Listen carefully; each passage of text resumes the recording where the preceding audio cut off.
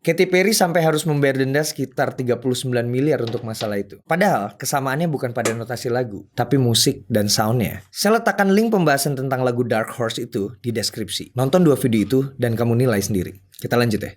Artinya, hal ini bisa berbahaya untuk musisi atau komposer yang merilis lagu. Jika kasus ini diteruskan, mungkin saja kasus baru akan muncul terus-menerus. Karena pasti banyak lagu-lagu yang bakal mirip baik notasi maupun musik atau soundnya, sengaja atau tidak. Saya sebagai penyanyi yang juga menulis lagu, sering juga aku menemukan hal seperti ini. Bahkan lagu saya ada mirip-miripnya dengan lagu orang lain, atau lagu orang lain ada miripnya dengan lagu-lagu saya. Dan itu tidak disengaja. Riuh juga ya ternyata. Jadi penyelesaiannya gimana? Harusnya sebelum kerana hukum bisa diselesaikan secara mediasi antara dua pihak. Bisa saja akhirnya berbagi hasil berdasarkan berapa banyak bagian lagu yang dianggap sama. Jika nggak terjadi kesepakatan nih, ya melalui jalur hukum. Di persidangan juga harus menghadirkan saksi-saksi ahli yang mengerti tentang kaidah-kaidah dalam musik. Setelah bisa dibuktikan, barulah akan diputuskan apakah benar lagu tersebut mirip atau tidak. Kebanyakan kasus di luar negeri terjadi seperti itu. Katy Perry, Coldplay, Ed Sheeran, dan lainnya seperti itu. Melalui jalur hukum akhirnya. Oke, kita lanjut lagi. Video KKI di take down.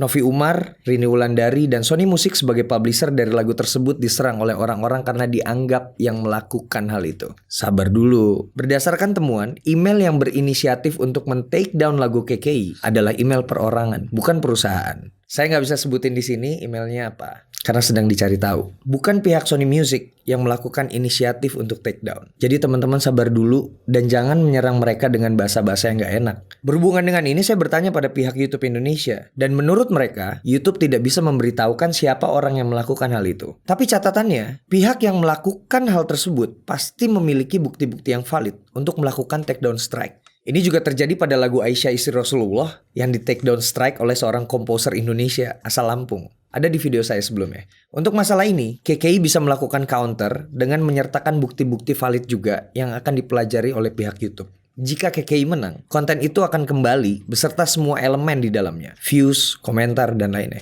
Ribet ya kayaknya? Iya memang, tapi itulah kenyataan yang harus dijalani di era sekarang. Industri musik terus mengalami pembenahan dalam sistem dan lainnya. Digitalisasi membuat munculnya banyak kasus-kasus baru yang mengharuskan kita semua selalu memperhatikan perubahan-perubahan yang terjadi.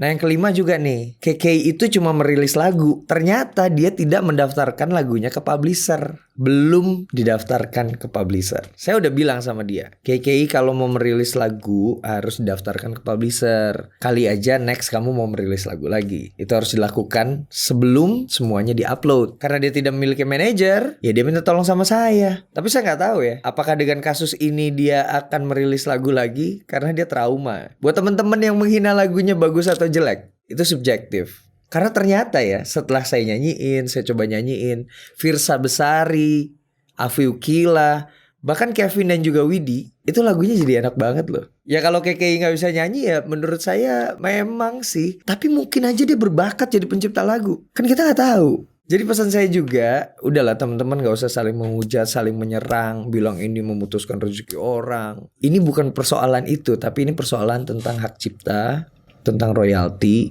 hak intelektual, sesuatu yang harus kita tahu dan harus kita perhatikan semakin dengan berjalannya waktu. Ini hal penting loh dalam industri kreatif. Yang dulu-dulu mungkin tidak terlalu diperhatikan, tapi sekarang harus. Karena dalam industri musik, pencipta lagu harus lebih diperhatikan haknya. Saya udah bertahun-tahun ngomong tentang ini. Semoga ada yang bisa kamu dapetin dari video saya kali ini. Mari belajar bersama-sama, jangan menyerang kemana-mana. Sampai ketemu di bincang asik tentang musik lainnya. Untuk edisi pendeknya ada di live Instagram saya setiap hari Selasa dan Kamis jam 4 sore. Sampai ketemu lagi. Jangan lupa senyum hari ini. Aku bukan boneka.